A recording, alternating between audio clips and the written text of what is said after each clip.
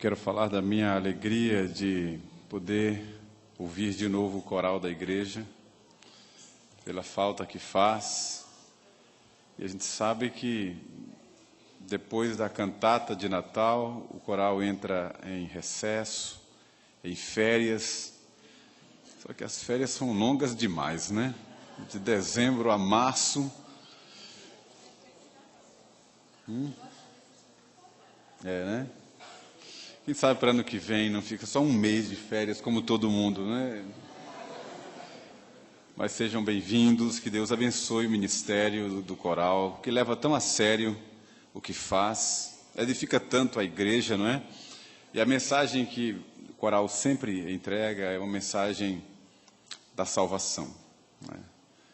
Que Deus honre, dê forças, perseverança, para que siga em frente e que outras pessoas que tenham esse dom procure também o coral para se integrar, para participar desse tão precioso ministério. Me alegro também em ver Iraci de volta, né, depois de suas férias. Ana Cristina, gente tão preciosa que sempre faz tanta falta a nós. Eu quero que você abra a sua Bíblia e acompanhe a leitura que vou fazer em João capítulo 3, apenas o verso 16. João 3, 16. Presbítero Eduardo, depois de um longo inverno, não é?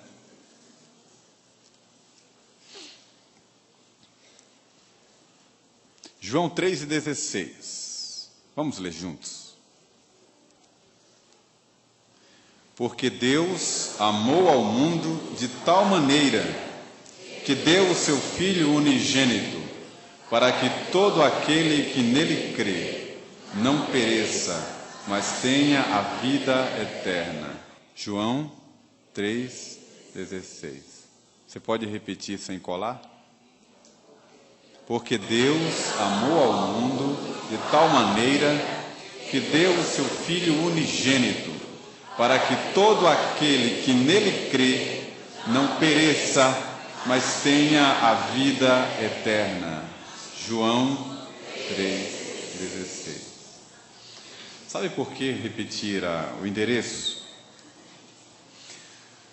Porque é importante para quem vai ouvir um testemunho do Evangelho, uma abordagem, e a pessoa quer saber onde está o texto, e você então diz, olha, está escrito em tal lugar, e a pessoa fica com aquela referência, e chega em casa ou no trabalho, com o coração às vezes sedento, ardendo, e vai conferir João 3,16, e vai lá e confere o texto.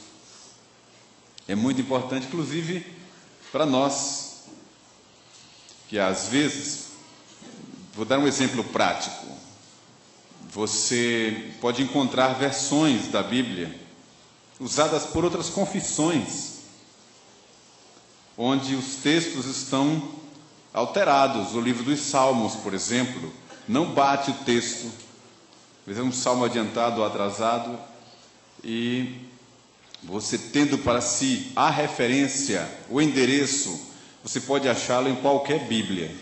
Porque muitas pessoas, às vezes até decoram o texto, mas decora do jeito da sua Bíblia. Já viu isso? Você marca, aí você decora. Está na página, lá no canto direito da página, em cima, onde você até pintou com uma outra cor, né? Está lá em cima, no canto direito, mais ou menos. Aí você vai por aquela referência que você determinou e acha na sua Bíblia. Quando você pega outra Bíblia, você se perde. Acontece isso frequentemente. Mas você decora pelo endereço, você acha em qualquer Bíblia. Não é verdade? 1 de Samuel, capítulo 5, verso 22. Você vai em 1 Samuel, capítulo 5, verso 22, e acha, né? Assim fica bem mais fácil. Falando em termos de texto, não vou me demorar, porque hoje nós vamos celebrar a Santa Ceia do Senhor. A Bíblia é um livro único.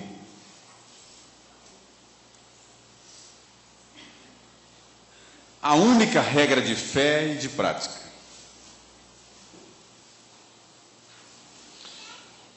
Mesmo a Bíblia usada pelos católicos, a alteração que é feita é por causa do acréscimo daqueles livros históricos, mas apócrifos, de Judite, de Macabeus, aqueles livros lá. Então alterou a composição do texto, da ordem dos livros. Mas o texto que eles usam é o mesmo texto que nós usamos.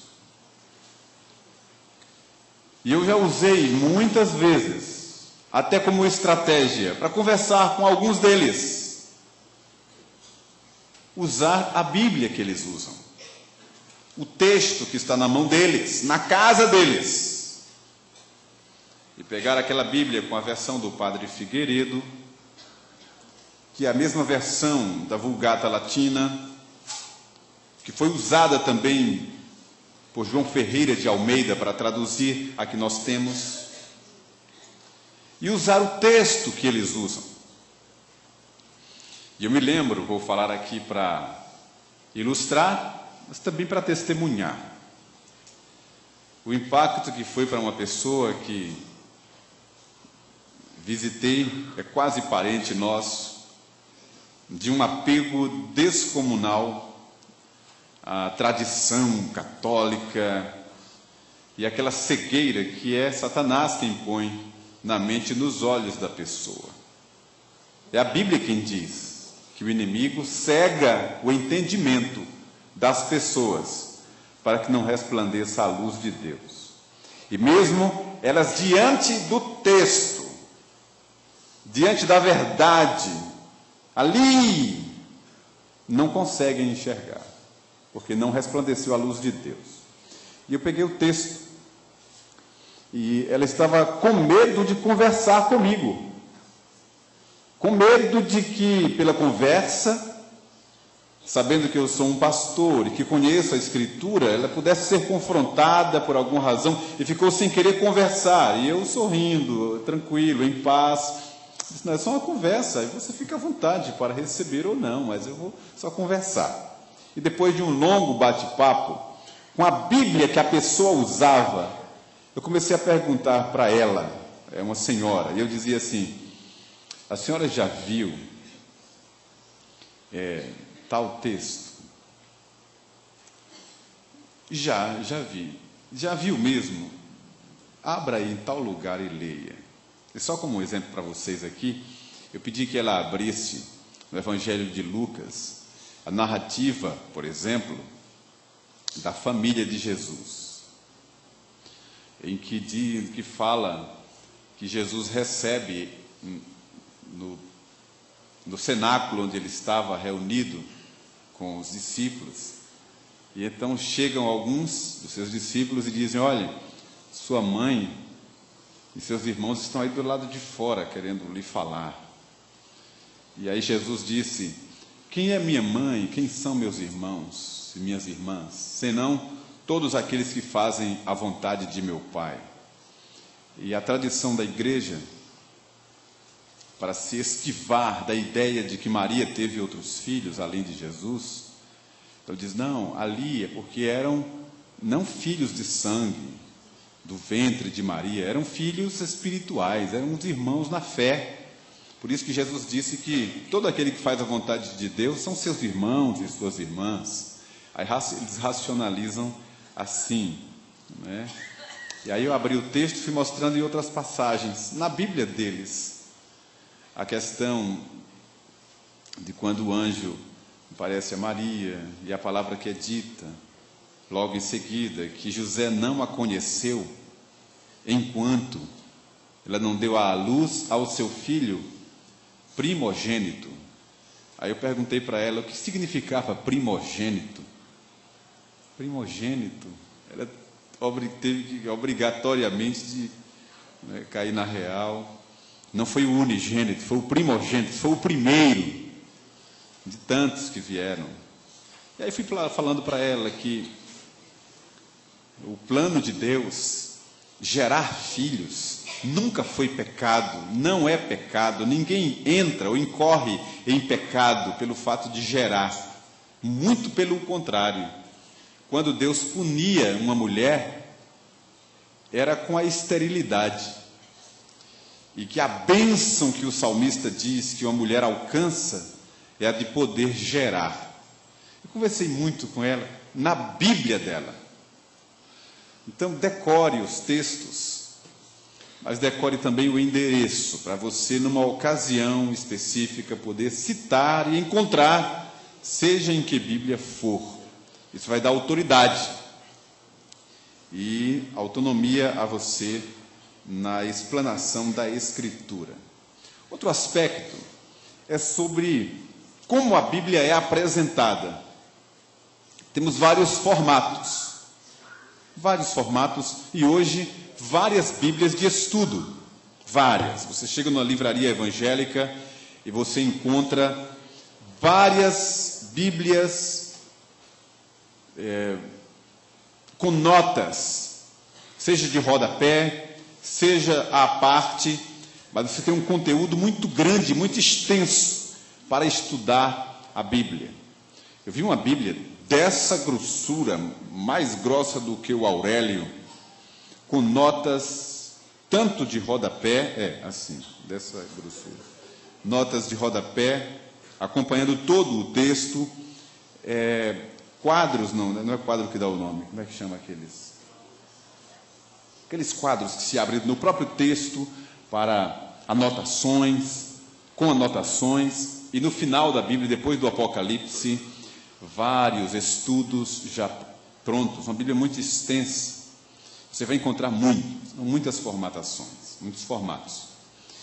E você encontra, dentro desse plano de leitura bíblica e apresentação do Evangelho, várias porções da Escritura, selecionadas. Deixe-me ilustrar como. Você encontra a Bíblia inteira, você encontra só o Novo Testamento, ou somente os Salmos, ou o Novo Testamento e Salmos, que é uma porção muito distribuída pelos Gideões, o Novo Testamento e Salmos.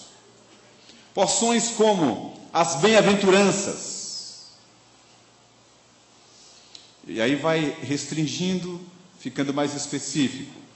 E você, dessas várias porções, uma das que você mais encontra selecionada é o Evangelho de João. Ou seja, o Evangelho que apresenta Jesus como Filho de Deus, nas suas várias revelações. É um Evangelho diferenciado mesmo. Quem vai lendo pela sequência, Mateus, Marcos, Lucas, João, vê nitidamente a diferença de enfoque, de ênfase e de abordagem. Então você nunca encontra, a menos que procure muito especificamente, o Evangelho de Mateus ou o de Lucas. Você encontra os Evangelhos, mas à parte é o Evangelho de João.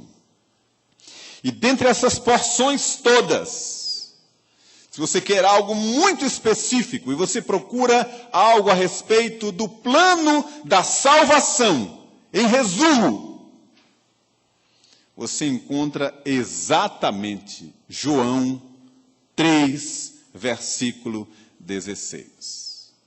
Neste verso está o plano da salvação. Quando um tradutor para uma outra língua escolhe um versículo para traduzir e nele apresentar todo o plano da salvação, a tradução feita é João 3, verso 16. Porque Deus amou ao mundo de tal maneira que deu o seu Filho unigênito, para que todo aquele que nele crê não pereça, mas tenha a vida eterna. Aqui está o plano. E baseado nisso é que eu quero falar com vocês nessa manhã sobre os resumos da Bíblia, como venho falando ao longo desses domingos de manhã. Lembram que eu falei sobre o temor do Senhor? Eu falei sobre Cristo e sobre salvação e sobre a Bíblia Sagrada. Hoje estou falando sobre o versículo áureo da Bíblia. João 3,16. Queridos,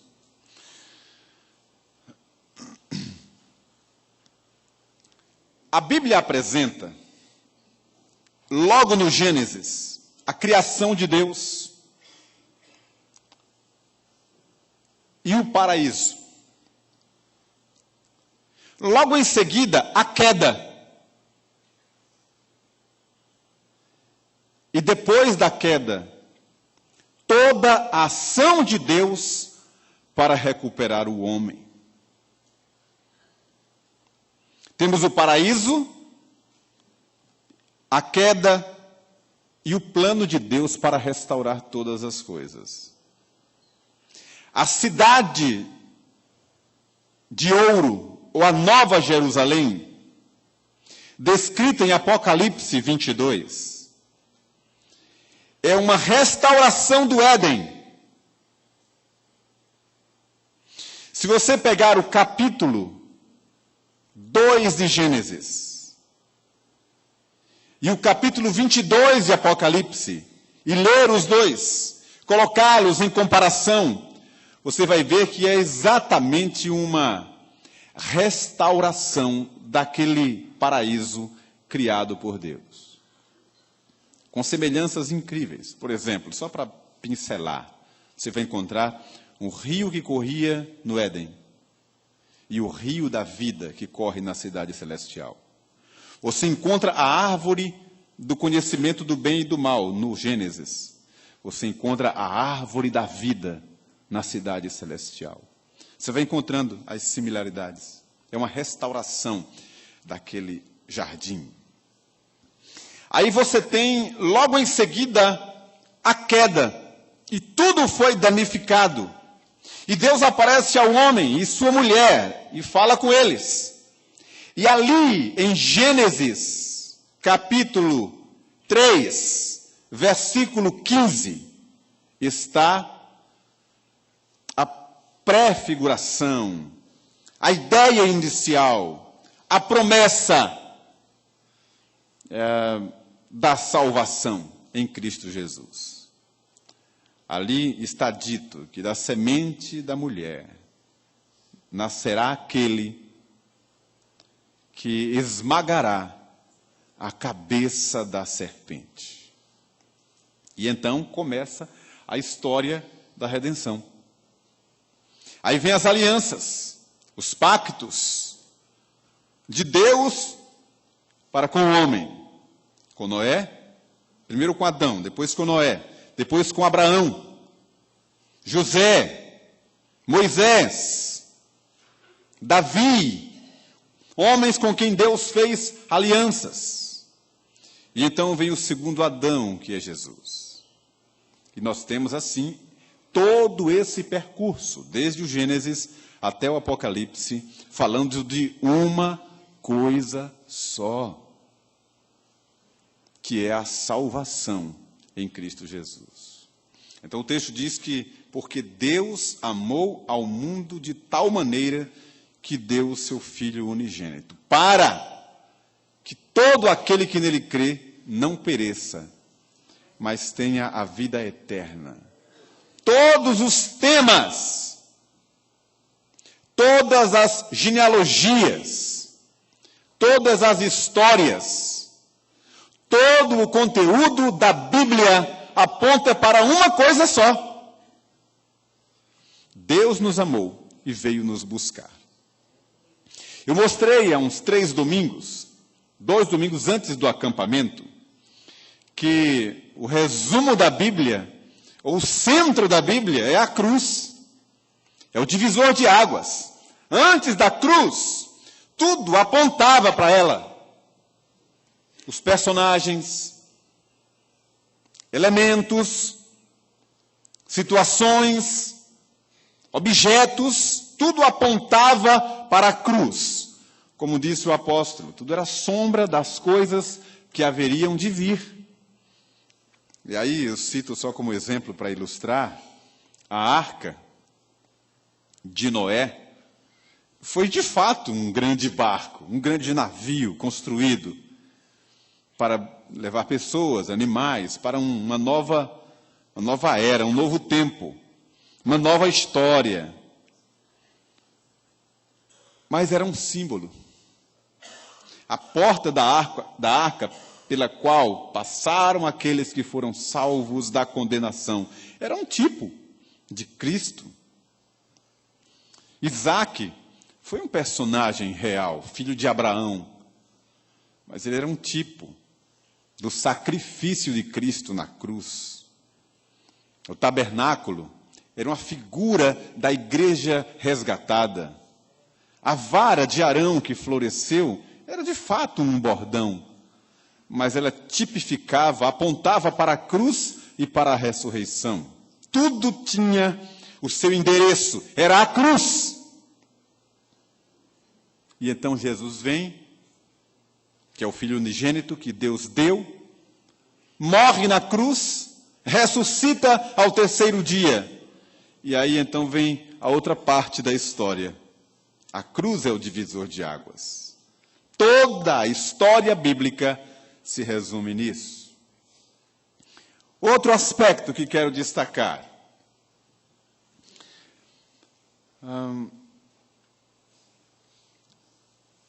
A história da redenção está baseada no amor de Deus. No amor de Deus. Amor sublime, amor profundo, amor real. Essa história que, entre aspas, nos condena, daqueles que não aceitam a eleição, a predestinação, que apontam para o juízo de Deus com o dedo em riste. Isso não é verdadeiro, nem justa. Porque a eleição, a própria eleição, é fruto e prova do amor de Deus.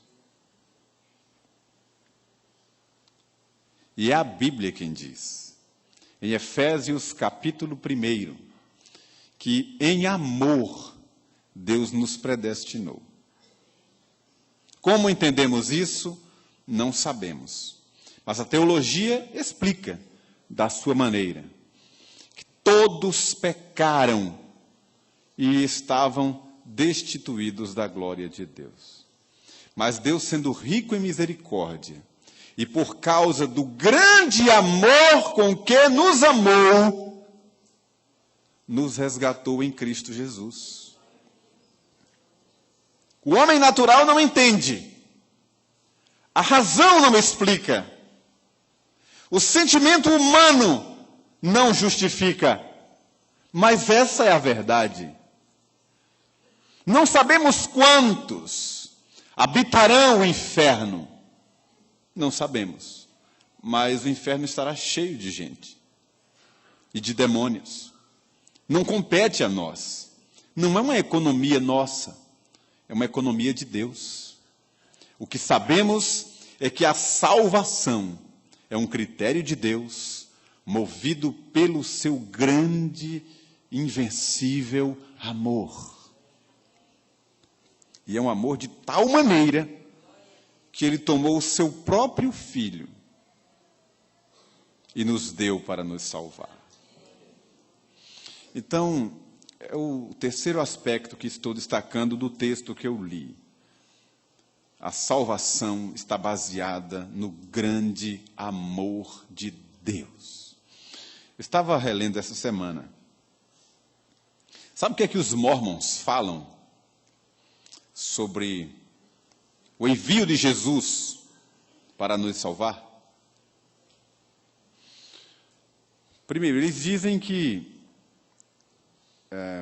Lúcifer e Jesus são irmãos gêmeos. E que a revolta de Lúcifer está baseada na escolha de Deus. Deus escolheu Jesus, ou Emanuel, para vir resgatar os homens, e não Lúcifer.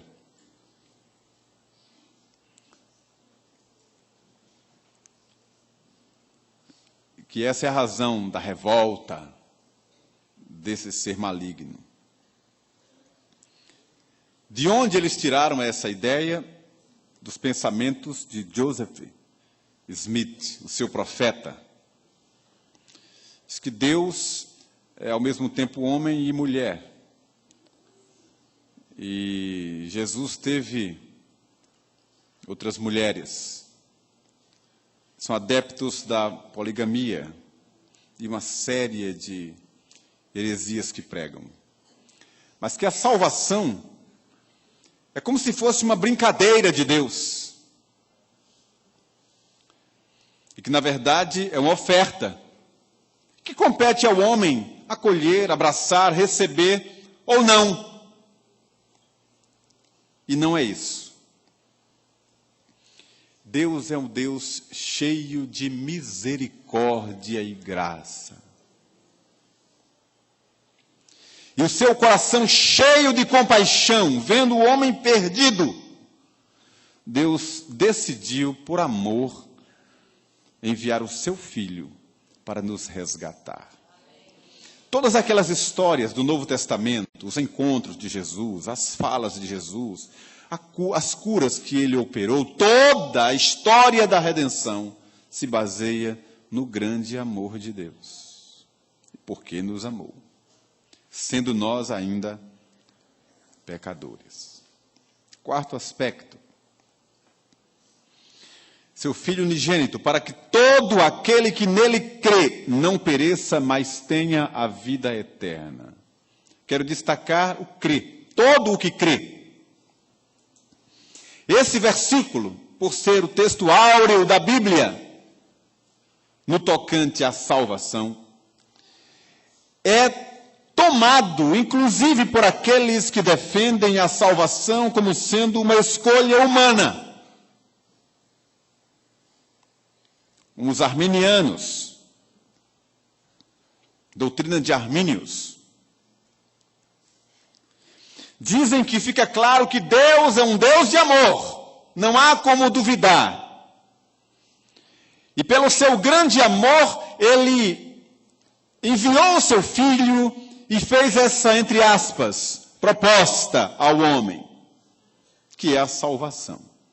Mas que, na verdade, compete ao homem escolher ou não, ser salvo ou não, aceitar ou não. Deus amou ao mundo e deu o seu Filho, para que todo o que crê tenha vida eterna. Então, o crer compete ao homem e não a Deus, segundo eles. Isso também não é verdade. O próprio João, no capítulo 5, diz: todo aquele que o Pai me dá, esse virá a mim, e todo o que vem a mim, de maneira nenhuma lançarei fora.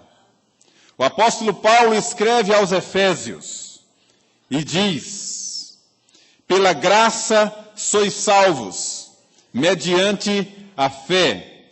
Isso não vem de vós, é dom de Deus, nem vem de obras, para que ninguém se glorie.